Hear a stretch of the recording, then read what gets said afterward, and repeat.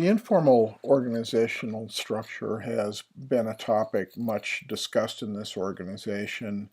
We've tried to understand how it can operate separately from and in opposition to the formal organization. We've been concerned in our discussions of commitment and socialization on how we can align the informal organization with the formal organization. And so, not surprisingly, when we start thinking about organizational decision making, we are interested in how the informal organization, particularly as an information network, relates to decision making in organizations. Our decision making dilemma is the bounded rationality of individuals, and the strength of the company is its capacity to extend the capability of individuals by using organizational resources. And one of the most important of these is to use the organization as an information structure to get more timely information and to make more informed decisions.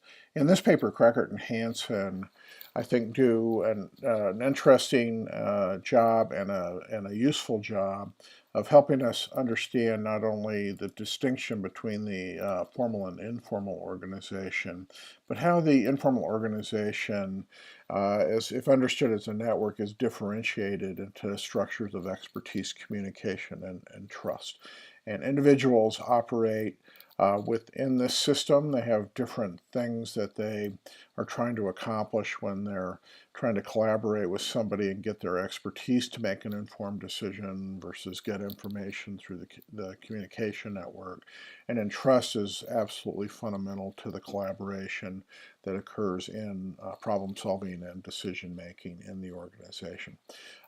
These informal networks are how work gets done. Information is acquired, and it also captures how trust relationships work to foster collaboration. In terms of looking at this notion of the company behind the chart, we're very interested in what these networks are and how they function, how they relate to decision making in the organization, including, the kind of basic routine administrative decision making still remains important to us. So I'd like you to understand the distinctions between the networks identified. I'd like you to think about what does a tie mean, and it is it's a relationship. It doesn't necessarily mean closest of friends. And even in trust relationships, it doesn't necessarily mean the same thing as friend. So I think it's useful to think about what are these things called ties that they're mapping out.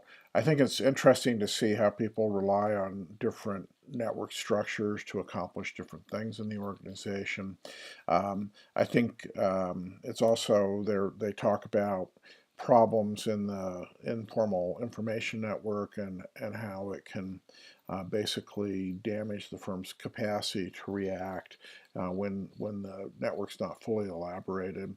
And then, finally, try to understand how these networks might enhance decision making. What they definitely tell us is how these networks enhance the day-to-day functioning of the firm, and that's of great interest to us. And we'd like to really think about what's the decision-making element in that. And the decision-making, again, is not big strategic decisions. It's sometimes it's administrative decisions, it's the tactical decisions, it is kind of day-to-day, how do we do things right kind of decisions that get made within the organizational structure.